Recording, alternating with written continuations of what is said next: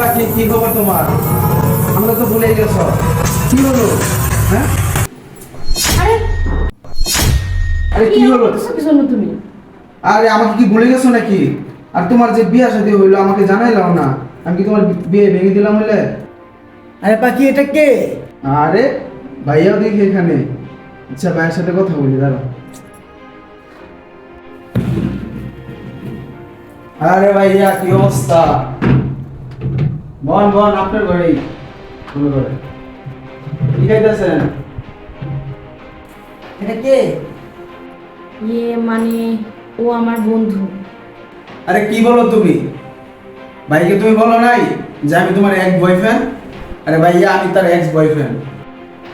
Ex boyfriend? হ্যাঁ, ও আমার ex boyfriend. শোনেন ভাই, আমি আপনার বড় ভাইয়ের মতো, আমি চাই না আপনার ক্ষতি হোক, তো এই জন্য সব কিছু ক্লিয়ার করেই বলি।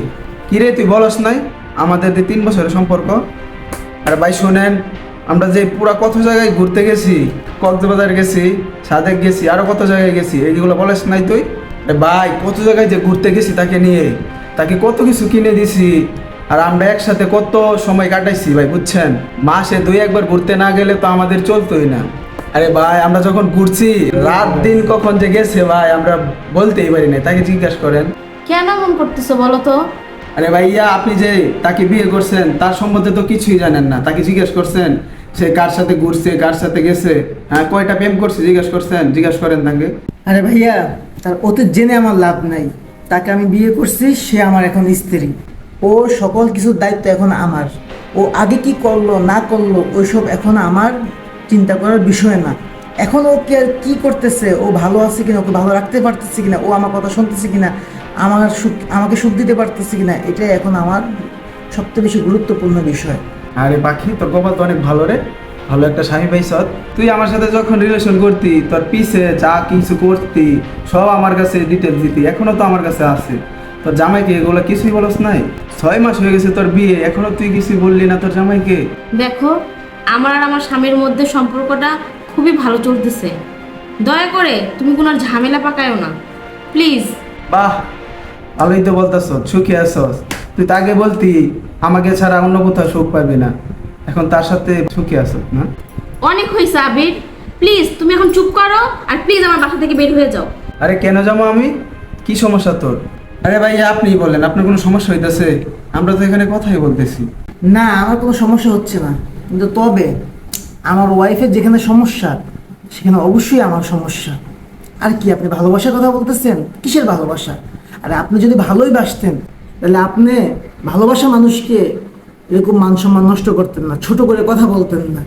আপনি কি মনে করছেন যে আমি কিছুই বুঝি না?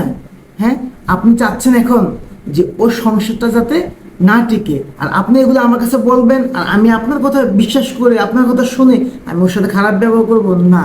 আমার কথা হলো, ও যা ছিল আগে ছিল, ও তো এখন কোনো সমস্যা নাই, এখন তো আমরা ভালো আছি। আর আমি তাকে এখন অনেক ভালোবাসি, সে আমাকেও অনেক ভালোবাসে। তো ভাই, আপনি এখন যেতে পারেন। আর একটা কথা শুনে যান, ও আপনাকে কেন ছেড়ে দিয়েছে জানেন? আপনি কোনো নারীকে সম্মান করতে জানেন না। আর ভালোবাসা তো দূরের কথা, যে পুরুষ কোনো নারীকে সম্মান করতে পারে না তার সাথে ভালোবাসার কথা যায় না। শুনছো তুমি? তুমি কি আরো অপমান করতে চাও আমাকে, না আরো অপমানিত হতে চাও?